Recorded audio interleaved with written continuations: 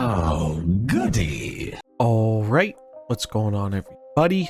Zombies here again, and today we're back with another Marvel Snap video. So in this one, we are going over today's new card, Mockingbird. Mockingbird is a 5/9 that reads, costs 1 less for each card you have in play that didn't start in your deck. I think this is probably the most hyped up card of the month, maybe barring the Season Pass card. This is a card I think a lot of people, myself included, are expecting to be really, really good. And it was the best Spotlight week. Keyword being was, because Second Dinner in their infinite wisdom decided, no, you can't be having too good a Spotlight week. That would cut into our margins. No, they swapped out Ghost Spider from next week with Miss Marvel. So Miss Marvel was previously here alongside Man-Thing and Mockingbird. Many people were thinking, hey, this is the best Spotlight of the month. Has a really, really good card in Miss Marvel and a good new card. Great for all the people who haven't got Miss Marvel yet, as this is her first appearance in Spotlight Caches.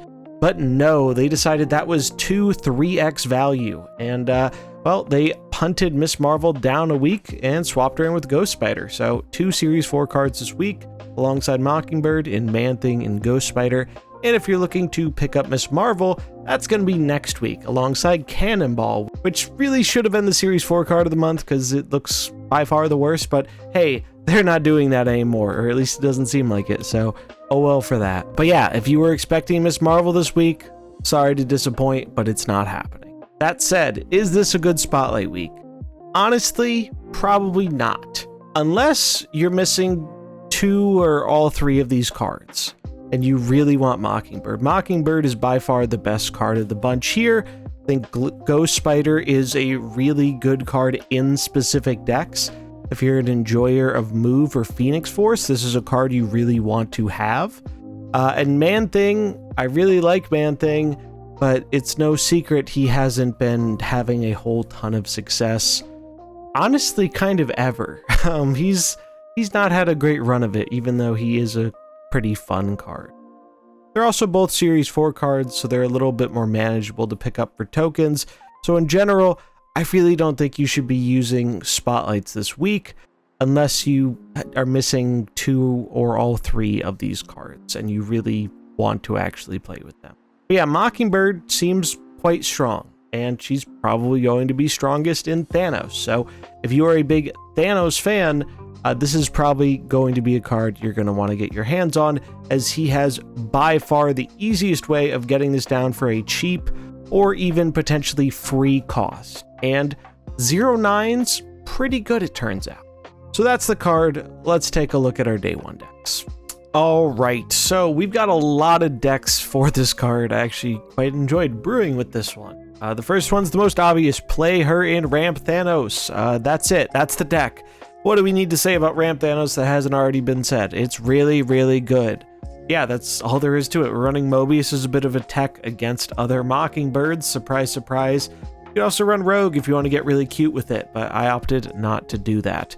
We just have a bunch of tall stuff. We have good payoffs for our ramp. We get the cheap Mockingbird with the stones. The deck kind of builds itself at this point.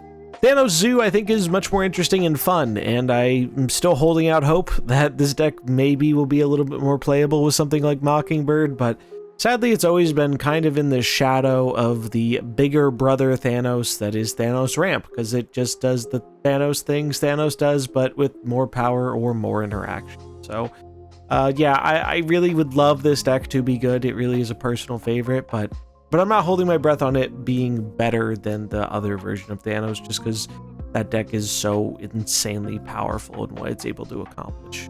Then we have Loki. So I'm not overly sold on this card actually being amazing in Loki or anything, but I do think it has a place here.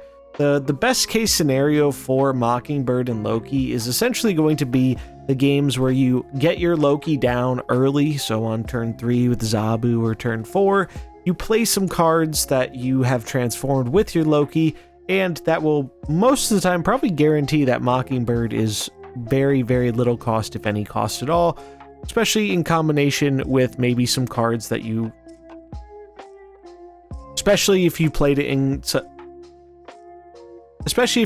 in combination with other generated cards, which this deck has quite a few of. But I think in general, Mockingbird's real strength in Loki is going to be the games where you either don't get your Loki or you choose not to Loki and you want to be more of a reactive kind of deck. I think that's where Mockingbird is going to shine, because we have quite a few ways to generate more cards and reduce those cards with Quinjet. So we get them down, we get stats down, we make Mockingbird cheap so we can play her alongside our tech, and we profit from that. So we're running Maria Hill, Sentinel, Snow Guard, and Coulson as a bunch of different ways of generating cards. Also, the Loki card generation does work too. We have had that confirmed. But again, that's going to be a very specific situation, as you obviously will not be able to take advantage of those Loki transformed cards if Mockingbird is already in your hand when you go to transform them. So yeah, time will tell if this ends up making the cut long term, but I do kind of like that as opposed to something like Devil Dino. It is easier to play, and it is not something that can be dealt with by opposing Shang-Chi's. Then we have Iron Patriot, so always kind of like this deck even after it got changed. And I think Mockingbird actually makes a ton of sense in it. If you do get the combo of the Brood into Absorbing Man, or getting Iron Lad to make some Broodlings, or copy the Absorbing, even just some Mr. Sinister clones, you can get Mockingbird down to 1 cost pretty easily. Also, Iron Lad being able to hit Dr. Doom, getting you tokens, also reduces the Mockingbird. I think typically what you're going for here is you're trying to get that Mockingbird down to 1 cost, so you can play it on the final turn alongside an impactful 5-drop such as Iron Man or Blue Marvel. Other than that, I think the deck plays out pretty standard how it's played out before in previous iterations. I do kind of like America Chavez in this just because there are quite a few good hits on it. But that is probably the weakest link in the deck, so if you have a different card you want to include here, I know some people used to like running Silver Surfer. I'm not super big on that anymore, but America Chavez is almost certainly the flex spot if you want to try something a little different. Forge, still worth just because it's a lot of power buffing up our Mr. Sinister, Brood, or even something like Iron Man, and Wasp just gets us a little bit more value off of that Patriot going into the final turn of the game, and sometimes that additional free power is rather valuable. Then we have a more dedicated zoo list. So this is a Mockingbird Zoo list where we're trying to spam out a bunch of 1-drops without the Thanos stuff. Honestly, I think that it just gets better with Thanos. So maybe you do just throw Thanos in this after all, but I wanted to give people a little bit of variety. Maybe you don't have Thanos, or maybe you don't want to play Thanos, which I think is understandable. Then you can try this version, which we have quite a few ways to generate more cards to reduce the cost of Mockingbird. Elsa's in this deck. You may have already seen, I did a whole video talking about Elsa earlier today. I stand by what I said, but I really like the card. I still want it to work, even though I have really no faith in it at this point.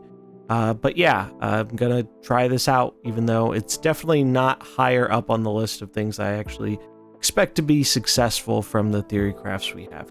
And we have a bounce deck, and I think this is quite interesting.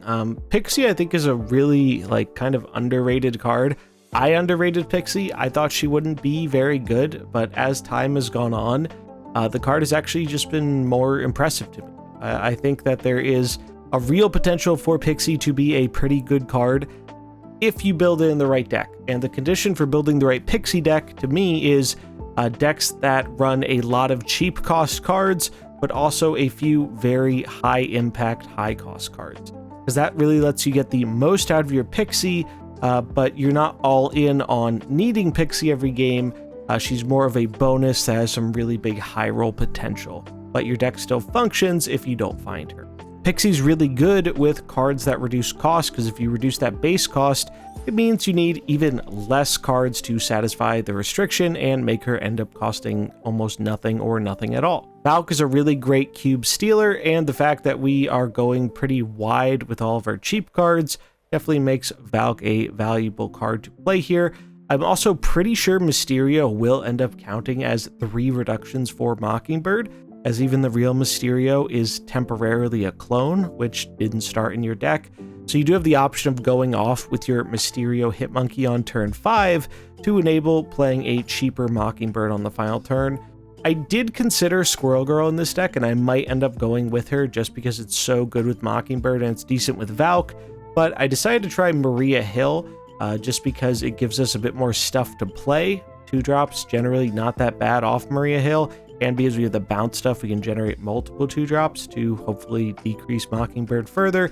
But there is a real chance Squirrel Girl just ends up being better, though you do have to worry a little bit about bouncing and hand size stuff if you're going to be playing Falcon with Squirrel Girl. So that's why I went with this approach, but it might just be that Squirrel Girl is worth it just because of how big the cost reduction is.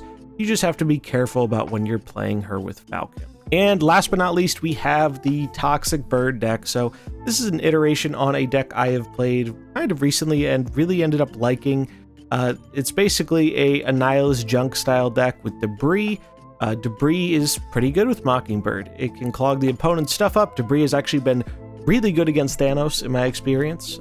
They really don't see it coming, and it can really lock them up since they're flooding the board with all their stones. I really liked her there. You also have some cool interactions with Hazmat or Typhoid Mary.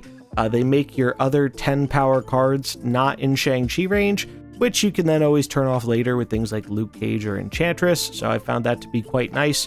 Also, reducing the power of the rocks from Debris with Hazmat or Mary enables them to be sent over by a Nihilist, and that is kind of one of the main junk factors of the deck outside of the normal Hood, Sentry, and Nihilist shenanigans. The Hood provides a demon, Sentry provides a void, Debris provides rocks, so we have a decent number of ways to get these cards that are going to be reducing our Mockingbird. And Maria Hill, again, just kind of the easy card to put in if you're not sure what to put in for Mockingbird. One thing I really like about Maria Hill in this list is it gives us a solid 1-drop we can play on turn 1, and there's really only one 2-drop in the deck we want to play on turn 2, and that's Zabu. You're almost never going to play your Hazmat on turn 2, so I like Maria because she enables us to curve out while also helping us reduce our Mockingbird for later on in the game. And yeah, that is going to wrap it up for our day 1 Mockingbird decks. So let me know what you think of these decks in the comments below. As always, links will be in the description if you want to grab any of the decks for yourself to import into the game. I hope you enjoyed it. If you did, remember to like and subscribe, and I'll catch you in the next one. Peace.